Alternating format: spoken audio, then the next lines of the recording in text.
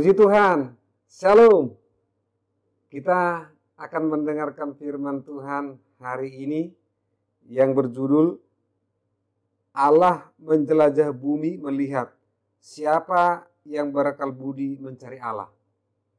Sekali lagi, Allah menjelajah bumi melihat siapa yang berakal budi mencari Allah. Sebelumnya kita berdoa.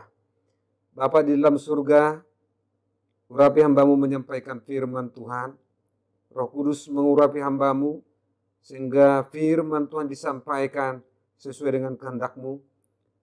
Urapi berkati seluruh pemirsa ya Tuhan Yesus. Roh Kudus menolongnya dan biarlah firman ini menjadi kehidupan bagi setiap pemirsa yang mendengarkannya. Dalam nama Tuhan Yesus Kristus kami berdoa dan mengucap syukur. Haleluya. Amin. Kita akan membaca firman Tuhan dalam Mazmur 53 ayat 2. Demikian firman Tuhan. Allah memandang ke bawah dari surga kepada anak-anak manusia untuk melihat apakah ada yang berakal budi dan yang mencari Allah. Bahwa Allah melihat menjelajah dunia ini.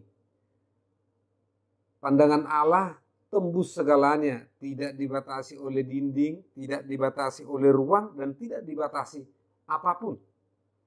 Oleh karena itu hari ini Tuhan tahu kondisi kita bagaimana, dalam keadaan senang, susah, sakit, atau bagaimana. Tuhan menginginkan kita mencari Allah. Mencari Allah, mencari adalah kata kerja. Artinya ada usaha, ada upaya, ada kerinduan. Dan setelah mencari berusaha untuk berjumpa dengan Allah. Berjumpa dengan Allah. Perjumpaan kita dengan Allah secara umum sewaktu kita melakukan doa, pujian, penyembahan, ibadah. Dan sewaktu kita melakukan perbuatan-perbuatan baik yang menjadi berkat bagi banyak orang di muka bumi ini secara umum. Tetapi Tuhan juga menginginkan perjumpaan kita secara khusus, di mana Tuhan menyampaikan pesan-pesannya kepada umat manusia. Oleh karena itu, bicara soal perjumpaan dengan Tuhan, tidak usah menjadi polemik, tidak usah menjadi perdebatan. Sebab jikalau manusia tidak mau berjumpa dengan Allah, maka dalam pembahasan firman Tuhan selanjutnya, keledai pun dipakai Tuhan untuk berbicara kepada manusia. Karena manusia menutup hatinya. Bila menutup hatinya, keledai yang berbicara. Tuhan berbicara kepada keledai dan keledai berbicara kepada Bileam. Kenapa kita harus mencari Allah?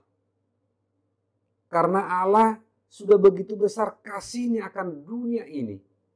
Diutus Tuhan Yesus ke dunia ini.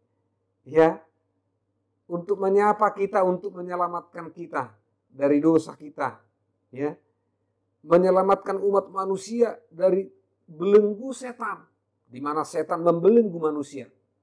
Yesus datang ke dunia dilepaskan, ya, dilepaskan dari dosa kita.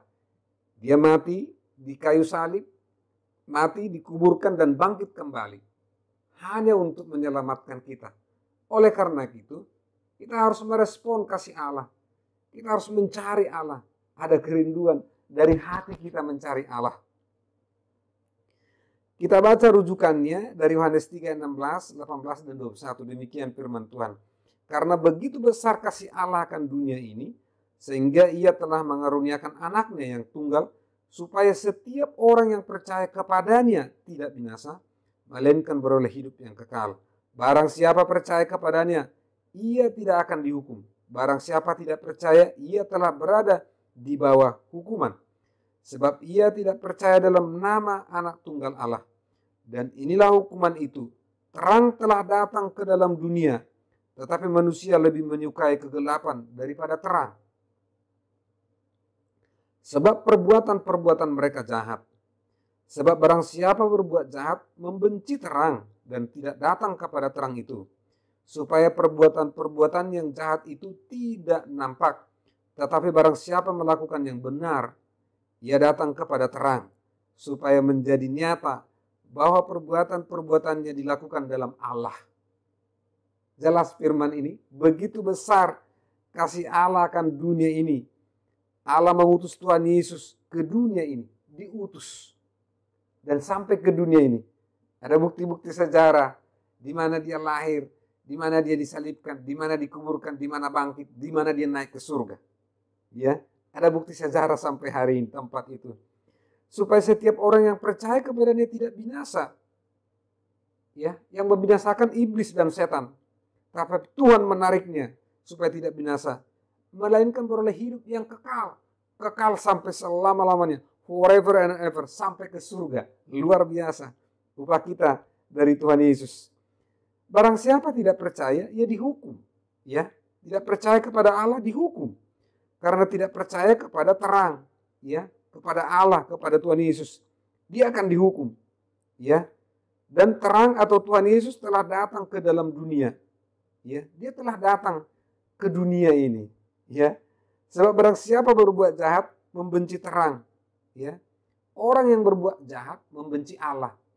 Itu jelas. Hingga di dunia ini hanya dua barisan. Barisan Allah dan barisan setan. Ya. Semua kebaikan berasal dari Allah. Semua kejahatan itu diajarkan oleh setan. Ya. Oleh karena itu, Tuhan Yesus menyelamatkan kita dari jargon itu. Luar biasa. Supaya nyata bahwa perbuatan-perbuatan kita itu dilakukan di dalam Allah.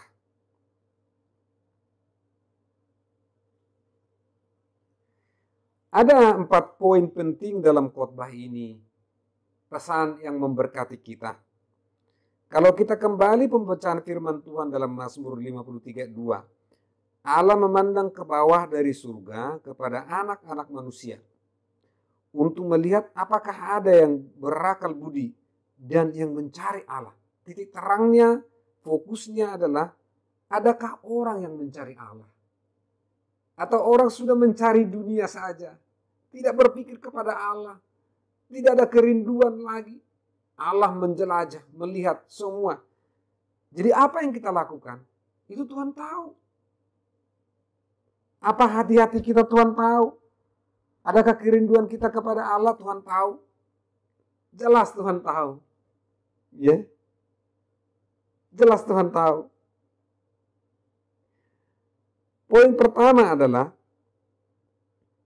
di dalam bacaan tadi bahwa orang yang mencari Allah adalah orang yang berakal budi, orang bijak, orang cerdas. Orang yang mencari Allah itu adalah orang-orang cerdas, orang-orang yang luar biasa. Ya. Seorang bodoh tidak akan mencari Allah. Ya, dia akan mencari dunia. Orang yang bijaklah mencari Allah. Kenapa? Karena orang bijak tahu Allah itu sumber segala sumber.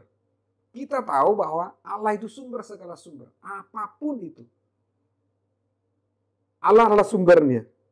Makanya orang-orang bijak saja yang tahu sumber segala sumber. Ya. Orang-orang sukses biasanya tahu sumber. Sumber itu di mana? Apakah itu sumber ekonomi? Apakah itu sumber produksi? Dia tahu. Ya, orang-orang bijak. Ya. Kalau kita mau mencari Allah, kita harus ada usaha. Harus ada kerinduan. Ya. Ada action.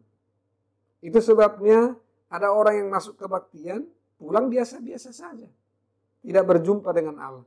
Tetapi ada orang yang datang kebaktian luar biasa, diurapi Tuhan, mendapat berkat dari Tuhan. Kenapa? Ada perjumpaan dengan Tuhan. Itu soal usaha kita, soal upaya kita, soal kerinduan kita berjumpa dengan Tuhan. Dan kalau orang-orang mencari Tuhan itu bisa dilihat dari caranya, ya, dari apa yang ada di tangannya, apa yang ada di tangan kita. Di tangan saya sekarang ini handphone, ya, tab, ya, di tangan saya. Apakah kita mencari Tuhan dengan apa yang ada di tangan kita, apa yang ada di handphone kita, ya, semuanya ada di handphone kita. Apakah kita mencari Allah melalui handphone kita, melalui khotbah yang ada di handphone ini, melalui pujian, melalui firman Tuhan? Apakah kita mencari itu? Yang di tangan kita. saat ini. Semua orang memegang handphone. Apakah kita mencari Tuhan lewat apa yang di tangan kita?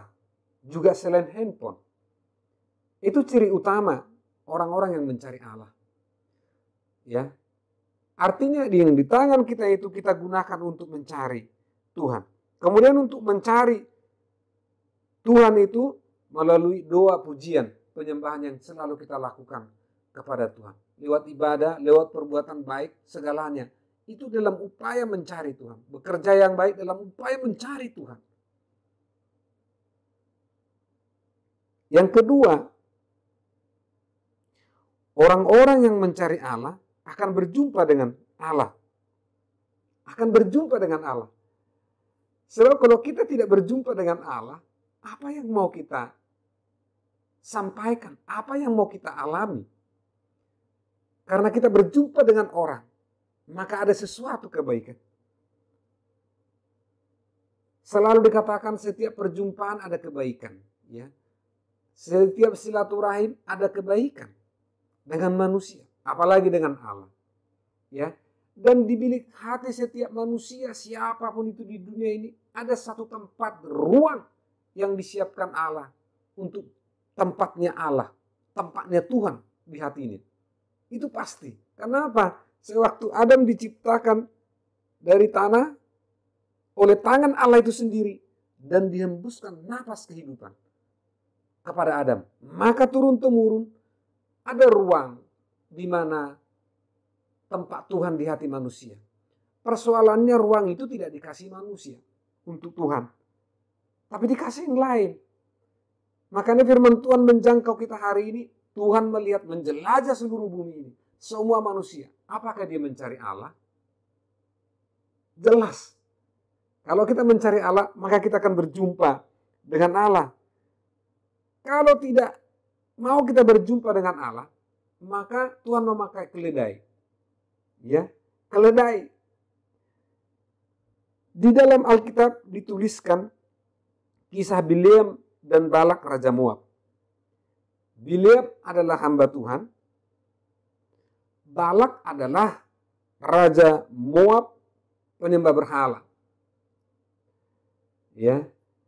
Sewaktu bangsa yang sudah rapi Tuhan itu sudah mau masuk ke tanah perjanjian, tanah Kanaan, sudah dekat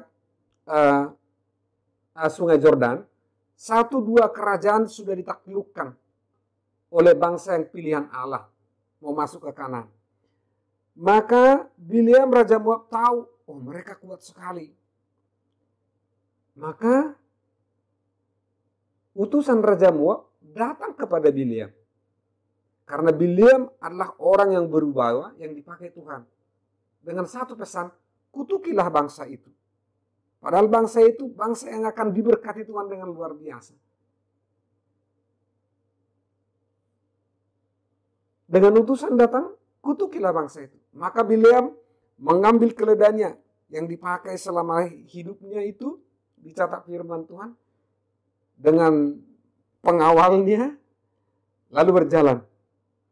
Sewaktu keledai itu berjalan, keledai itu memutar, tidak mau berjalan. Cari jalan yang lain. Karena keledai itu dicatat di firman Tuhan melihat malaikat Tuhan ada di depan, menghunus pedang. Bileam tidak melihat, tapi keledai melihat. Lalu keledai itu lari ke ladang. Dia pukul. Lalu masuk di jalan yang sempit, dijepitkan kakinya Bileam ke tembok, ke tanah itu. Lalu marahnya Bileam. Karena di situ keledai melihat ada malaikat Tuhan. Lalu ketiga kalinya keledai itu masuk ke jalan yang sempit sekali, tidak ada lagi pilihan. Lalu keledai itu tiarap. Lalu malaikat Tuhan berbicara kepada keledai itu. Keledai berbicara seperti ini. Tuanku berbuat apa kepada aku? Bileam, ini keledai yang ngomong. Karena Tuhan memakai apa saja bisa. Ya. Kalau manusia tidak mau berjumpa dengan Tuhan, keledai dipakai. Padahal Bileam hamba Tuhan. Apa yang kau perbuat ini kepada saya?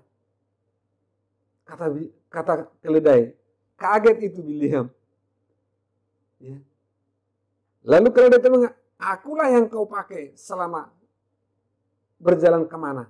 Pernahkah aku berbuat demikian? Kata keledai, berbicara seperti manusia.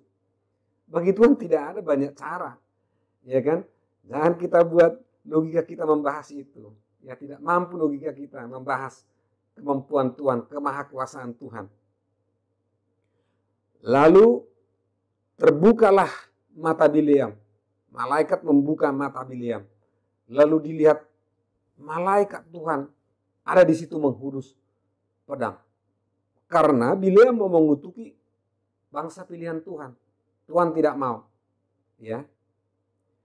Lalu Bileam sujud. Minta salah, minta ampun. Tetapi malaikat Tuhan mengatakan, teruskan. Ya, teruskan perjalananmu. Lalu bertemulah dia dengan Raja Moab Balak. Bileam mengatakan begini, buat mezbah, persiapkan 7 lembu dan 7 domba untuk dipersembahkan. Dibuat oleh Raja Balak. Dengan maksud supaya Bileam mengutuki bangsa itu.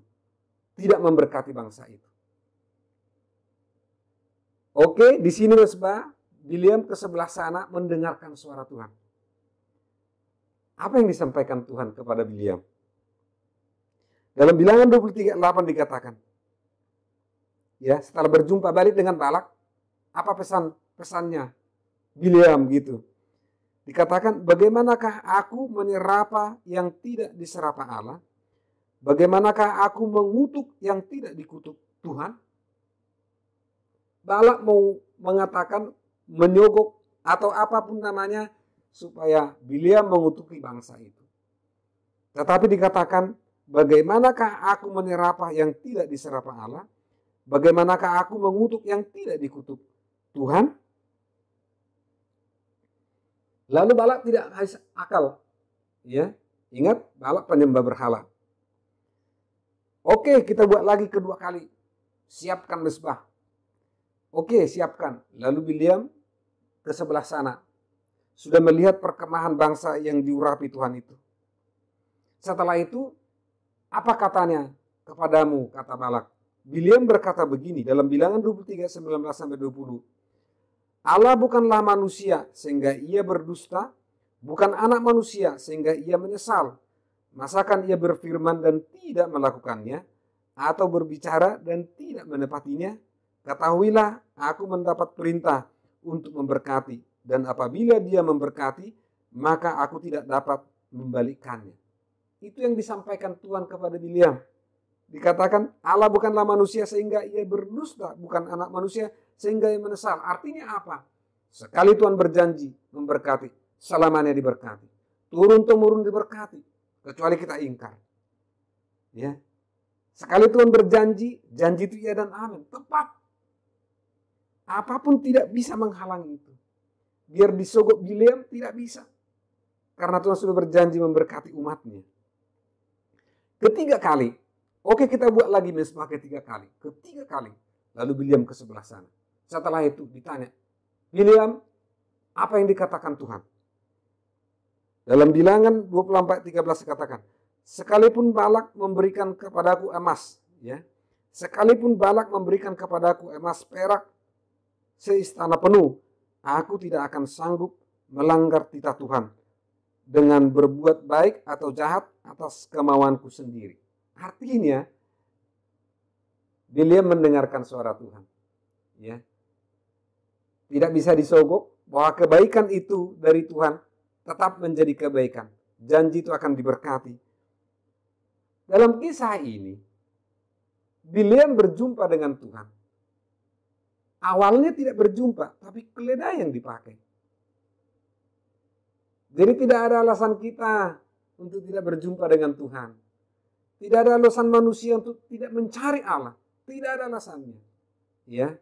Karena banyak metode Allah, metode Tuhan untuk berjumpa dan bagaimana menyampaikan pesannya.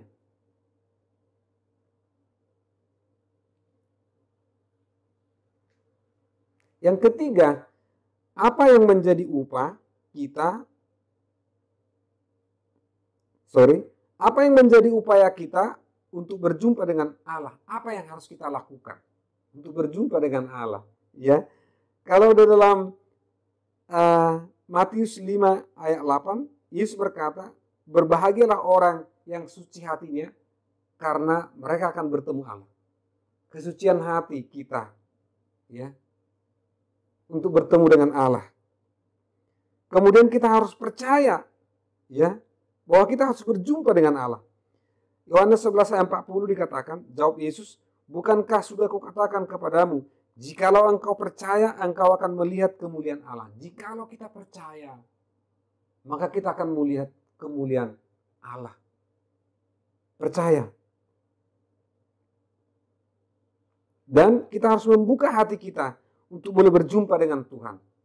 Dalam segala situasi, kita membuka hati kita supaya kita berjumpa dengan Tuhan. 2 Korintus 4 ayat 3-4 dikatakan, jika Injil yang kami beritakan masih tertutup juga, maka ia tertutup untuk mereka yang akan binasa, yaitu orang-orang yang tidak percaya, yang pikirannya telah dibutakan oleh ilah zaman ini, sehingga mereka tidak melihat cahaya Injil tentang kemuliaan Kristus yang adalah gambaran Allah.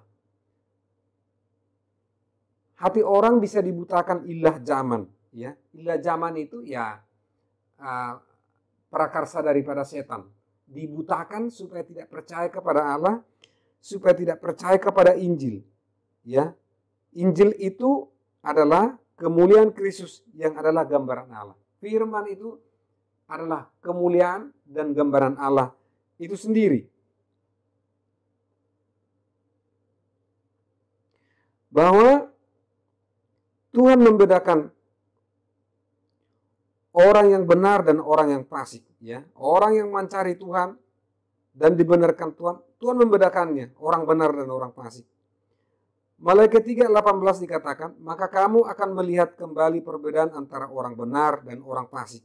Orang benar dan orang fasik, antara orang yang beribadah kepada Allah dan orang yang tidak beribadah kepadanya. Tentu ada perbedaan orang benar dan orang fasik, ya. Orang benar itu mengikut Tuhan, maka Tuhan akan membawa kita sampai ke surga.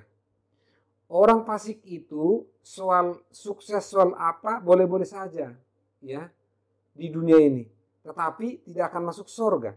Tuhan membuat perbedaan itu, ya. Oleh karena itu, kesungguhan kita mencari Allah, kesungguhan kita beribadah kepada Tuhan harus menjadi gaya hidup dan sikap hidup kita. Kemudian orang-orang yang mencari Allah itu upahnya adalah surga, ya. Surga. Wahyu 21 ayat 22-23 dikatakan, dan aku tidak melihat bait suci di dalamnya. Nanti di surga maksudnya. Sebab Allah Tuhan yang Maha Kuasa adalah bait sucinya. Demikian juga anak domba itu, Yesus maksudnya. Dan kota itu tidak memerlukan matahari dan bulan untuk menyinarinya, sebab kemuliaan Allah meneranginya, dan anak domba itu adalah lampunya. Dan kota itu tidak memerlukan matahari dan bulan untuk menyinarinya, sebab kemuliaan Allah meneranginya, dan anak domba itu adalah lampunya. Luar biasa.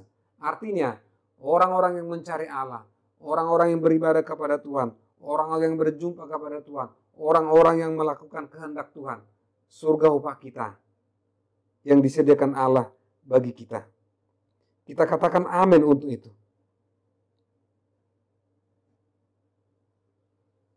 Hari ini kita sudah mendengarkan firman Tuhan, bahwa mata Allah menjelajah bumi ini, menjelajah semua bumi ini. Tidak ada satu ruang kosong pun yang tidak dilihatnya, ya. Sebagai kesimpulan daripada firman ini, orang yang mencari Allah adalah orang yang berakal budi dan mengetahui Allah sumber segala sumber. Oleh karena itu harus ada kehausan, ada kerinduan untuk mencari Allah, berjumpa dengan Allah. Dan apa yang di tangan kita, apa yang kita miliki, kita gunakan untuk mencari Allah, beribadah kepada Tuhan. Dan termasuk doa, pujian, penyembahan yang kita lakukan sepanjang hidup kita. Yang kedua, kita mencari Allah dan berjumpa dengan Allah. Kalau manusia tidak mau berjumpa dengan Allah, maka apa saja bisa dipakai Tuhan untuk berjumpa, berbicara kepada manusia, termasuk keledai. Oleh karena itu, kita buka hati kita dan berjumpa dengan Allah.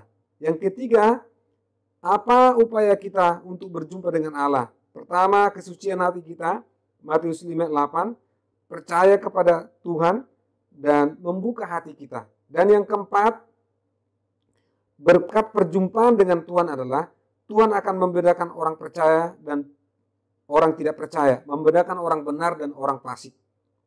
Dan bonusnya berkat jasmani dan rohani. Dan disediakan Tuhan bagi kita surga yang kekal. Inilah menjadi kesukaan kita mengikut Tuhan, dan inilah menjadi kegembiraan kita mengikut Tuhan Yesus. Mari kita